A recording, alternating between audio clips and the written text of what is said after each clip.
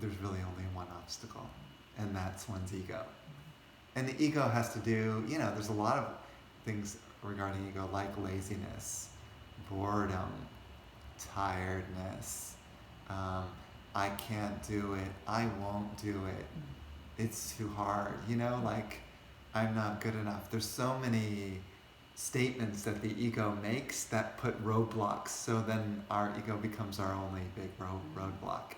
But that's a big roadblock, because that ego has been programmed to put those blocks in the way to stop you from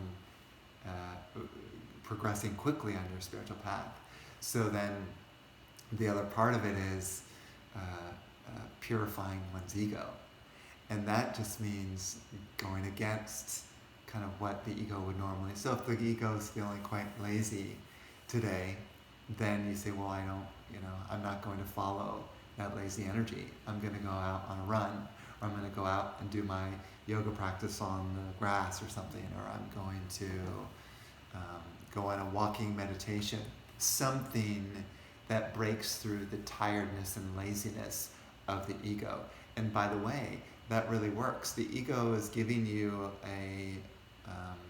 is tricking you into thinking you're tired. Because you'll notice once you start getting on a roll and a momentum, you're like, hey, why was I tired? I feel I have so much energy now. And that's because you overcame your ego. So you did the opposite of what it was telling you. So and that happens with any egoic thing. So if the ego says something like, oh, you can't do that, it's too hard, then guess what? You go and you do it, and you do what it takes to try to figure out that thing, and then you prove to yourself, oh, I can do it. And so there you did it. You broke through that obstacle, and you cleared that part of the ego that says, I can't do it. One by one, you clear out and release these obstacles. And as the ego becomes kind of more spacious, not so rigid, then when you do your spiritual practices, they will be much more heightened. They'll be much more powerful, because there's room inside you for the light to arise. If the ego is very dense and very strict and very rigid, then there's no room for that spiritual power to really bloom inside you. In other words, you have to make space in your house, your inner temple, so that God will come, so to speak. It's a good metaphor. So you sweep your house just in case God comes. Or like the ladies who are waiting for their husbands to come back from war.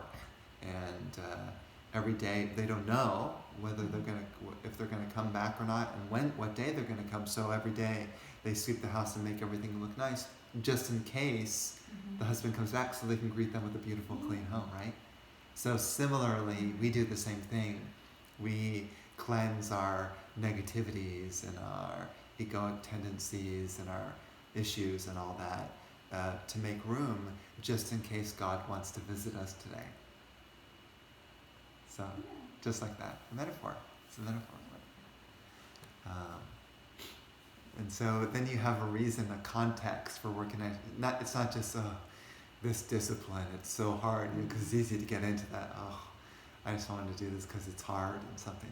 But if you're excited because you want to invite your beloved to come in to your heart, you're creating a lovely context. Oh, well, this is going to be really sweet. I can't wait. Maybe he'll come today, and I just can't wait. So let me work on myself and see if I can clean and keep myself positive today.